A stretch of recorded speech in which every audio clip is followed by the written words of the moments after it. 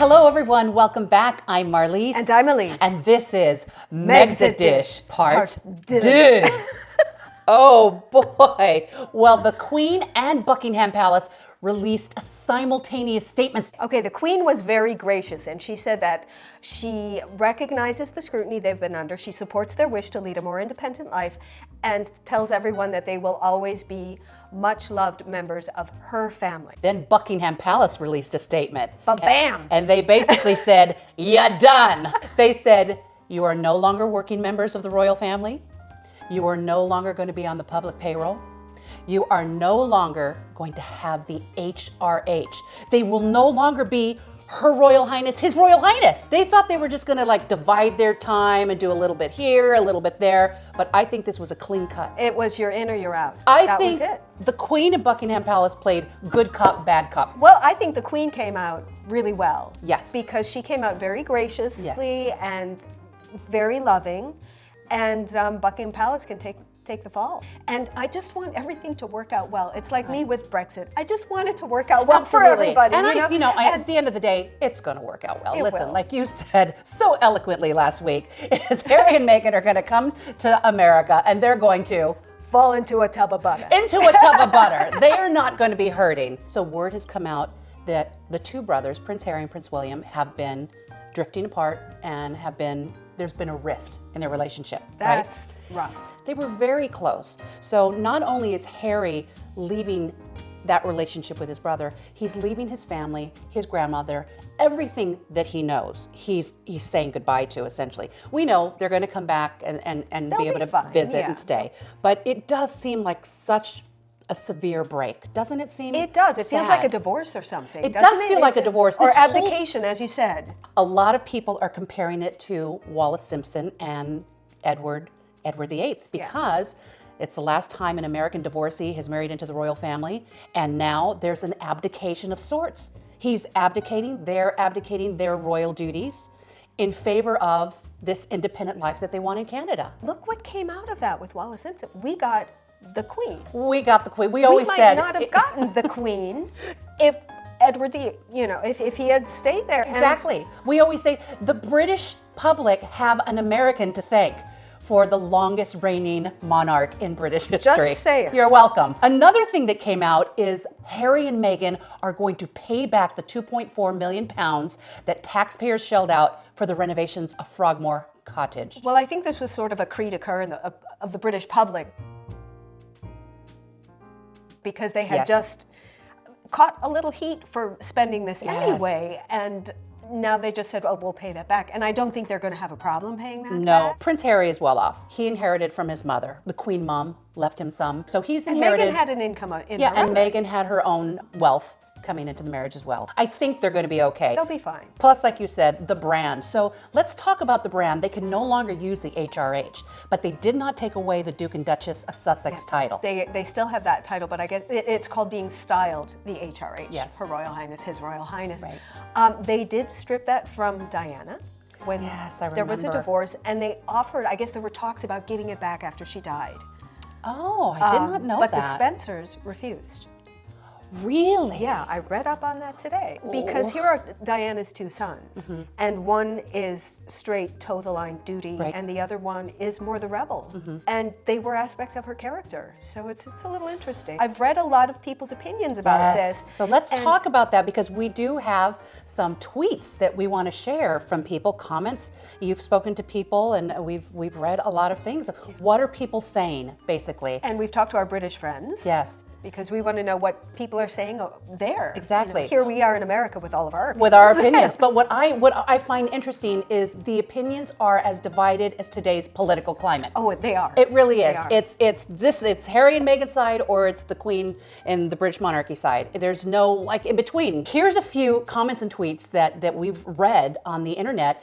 People's reaction to the announcements. Peter Hunt is a former BBC correspondent. Okay. Peter says, when they first made public their bid for freedom, Harry and Meghan talked of carving out a progressive new role within the British monarchy. Tonight, we've been reminded that progressive and an ancient institution don't mix. This could have been their problem since they began. Since day one. They could have been butting heads with people who are more in tune with the institution Yep. and say, no, no, no, no. How many times can you hear no? How well do you think Harry prepared Meghan for this life? This life, certainly if anybody knew the scrutiny, the spotlight, the harassment, it would be Harry because of what happened to his mother. I think she already had this Hollywood career. Right. And so she was not unaware. But I think until you're in there and until people are so hateful and horrible and you can't fight back, I think you don't know. Right. Emily Miller says, I just can't understand why Harry wants to leave his own country. Living in exile will be sad. They're moving to Canada. They're moving to Canada, and the farthest part of Canada from the UK. The most remote part. So, okay, let me put this over there.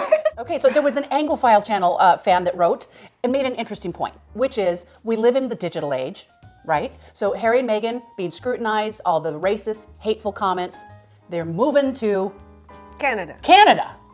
You can't get away from it in Canada. You can't, it doesn't matter. I mean, so the point she was trying to make, which is no matter where you go, racists are racist, hate is hate, they will find you. It's true. They will find you. Maybe here they can do something about it. Truth at When Dreams Come. This is seemingly what you all wanted in the British media. Meghan offended your sensibilities and you went out of the way to make her unhappy. While Harry was too young to help his mother when she was alive, he chose to protect his wife and child now that he can. Proud day.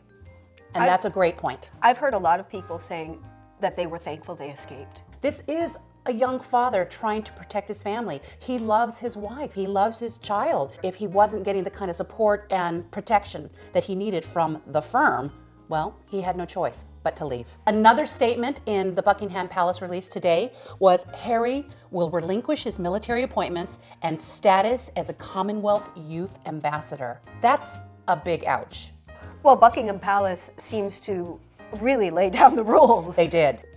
His status as a Commonwealth Youth Ambassador, I didn't understand why he has to relinquish that, because that's representing, well, I guess representing the monarchy. the Queen. Again, Yes. you know, as a Commonwealth Youth Ambassador, but that's exactly what they need, is youth ambassadors to, you know, get their word out. And they need independence. You did you did say? mention Yes. that there was a hot mic situation with Harry. Okay, so there was a little awkward soundbite that came out. And this was taken while they were at the premiere, I think, of The Lion King. And Harry went up to talk to Bob Iger, head of Disney, to basically pitch that Meghan is interested in doing voiceovers. And Iger was like, okay, good. But then Harry kept talking about it, kept bringing it up, like, no, she's really interested in doing voiceovers, and maybe, you know, like he was pitching her for a gig. I don't know. Well, according to the results, he could be my agent. I know, Harry. So let's talk about Megxit and the controversial meaning behind the word that we weren't aware of. No, we were called out a few times and asked if we don't care or something. Like, obviously we care, we're the Anglophile channel. But I guess it had a history before this happened. But when this happened, the mainstream media Picked sort it of up. latched onto it because it flows trippingly off the tongue. Vanity Fair did an article that you could look up called Megxit Doesn't Mean What You Think It Means. So apparently, due to the online trolls and the hate comments and the racist comments towards Meghan, this Megxit, hashtag Megxit, has been around for the last couple of years as an underground movement to sort of encourage her to leave Britain. So this was, I guess, a term that was long ago created by the underground sort of hate trolls. Yeah, so we weren't going to stumble upon this because we love Meghan. Of course, and so there's no way we would have known about it. No, because it should be an empowerment phrase. Meg because- is exiting Britain. She is, and I think anyone who exits a situation which they don't feel is healthy for them, I think that we can call that Mexiting. Mic drop. Boom. So we know that this story is not over. We will continue to bring you updates. Thank you so much for watching. I'm Marlise. And I'm Elyse. And I'm Bullwinkle. We've been Megxit Dish. Pow.